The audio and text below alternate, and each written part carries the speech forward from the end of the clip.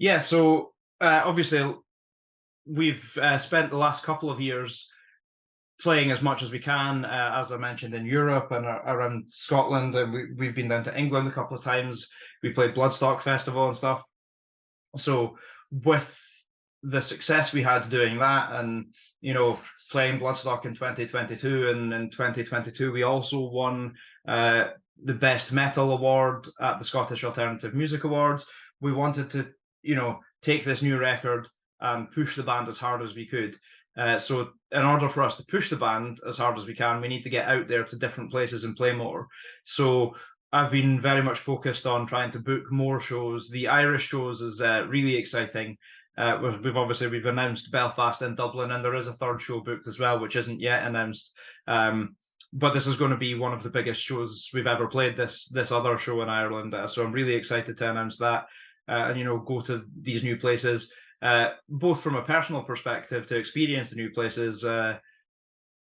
And also, from the perspective of when you go to Ireland for the first time, it's going to be a completely new audience. Those people aren't going to have seen us before.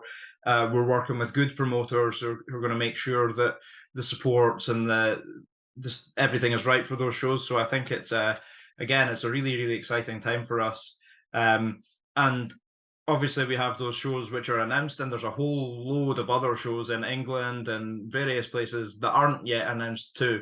That we're really, really excited for. So 2024 is going to be the biggest year for us in terms of live shows. We're going to be doing more shows than any other year we've been around. 2023 was the biggest year for us so far with the most shows, and 2024 we already booked more shows than we did this year. So that's great. It's I think it's a bit stressful because we all have day jobs, and we all have, a couple of the guys have kids, and three of us are married, and so it can be hard to be away from home so much, especially with taking vacation days from work and stuff. But it's exciting, and it's something we all want to do, is kind of push the band to the next level, and the best way to do that, like I say, is to get out there and do these shows and stuff. So yeah, really looking forward to it.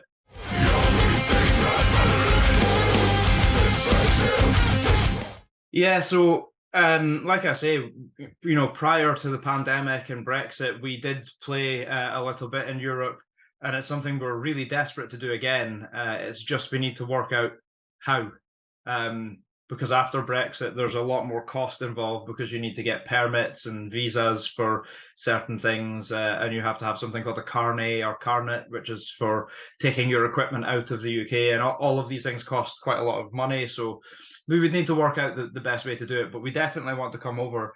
And actually, Finland is somewhere we're particularly interested in visiting. Our singer's wife is actually Finnish, so he has family and friends and things over there. And obviously, anyone who's ever been to Finland, I mentioned to you before we started recording, I've been twice. We know how much you guys love metal. And I can see, and if I look in our Spotify strats and stuff, Finland is one of the countries where we have the most streams. So, I think we should really get over there. We played with Lost Society, who are obviously a Finnish thrash band. We played with them recently in Glasgow as well. So we really hope to get to the Scandinavian countries. But it's as I say, it's just a matter of working out how, because we're a small independent band with no label or management to help us finance these things. So we have to work out how to do it ourselves, which is the hard part. But we definitely want to, and hopefully we'll be back at some point in 2024.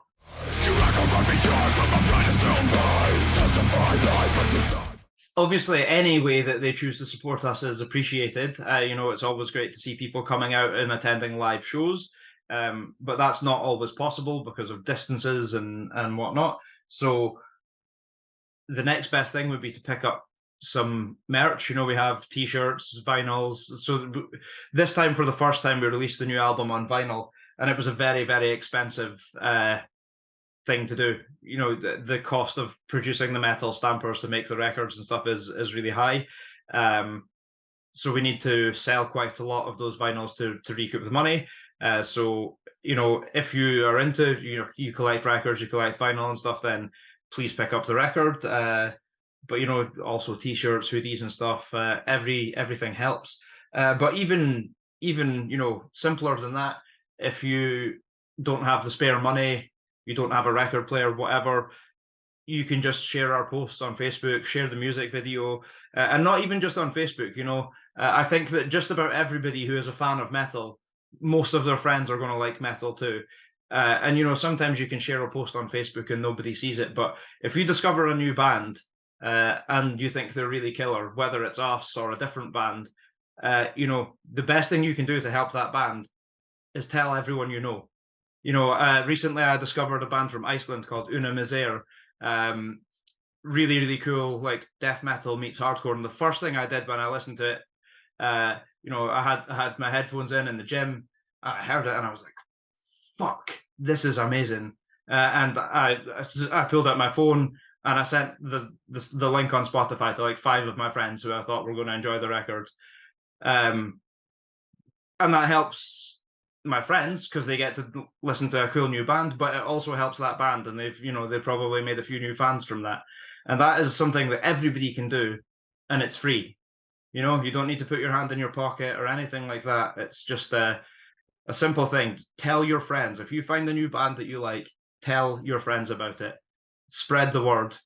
Facebook, send them a WhatsApp message, send them an SMS. Doesn't matter. Tell your friends when you find something that's cool.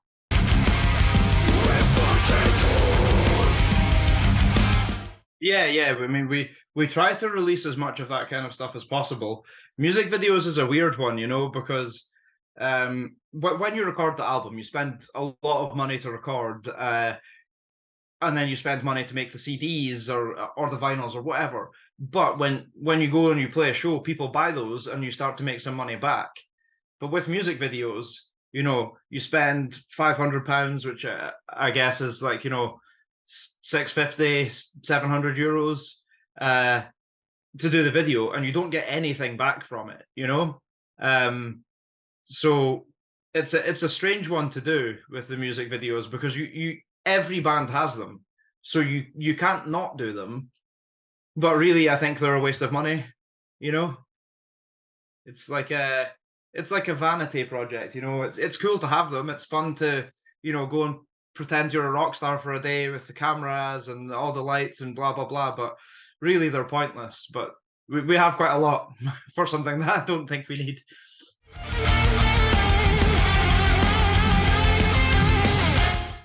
I think that one of the problems we've had before is that we didn't use someone like Oren to do the PR.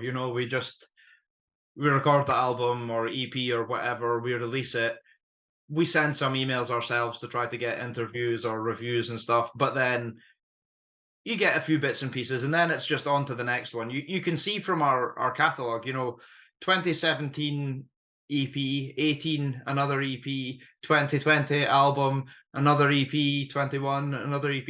We put out stuff all the time, but this is the first time where we bothered to, we used some PR companies before, but like kind of shitty small companies.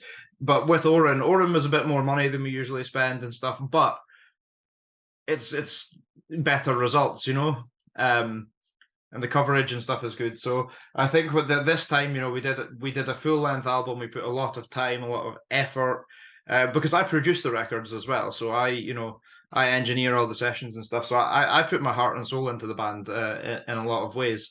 So it just makes sense. If you're going to spend all that time and all that money and all that effort on the record, you should really do the PR that goes with it to try to get it to as many people as you can.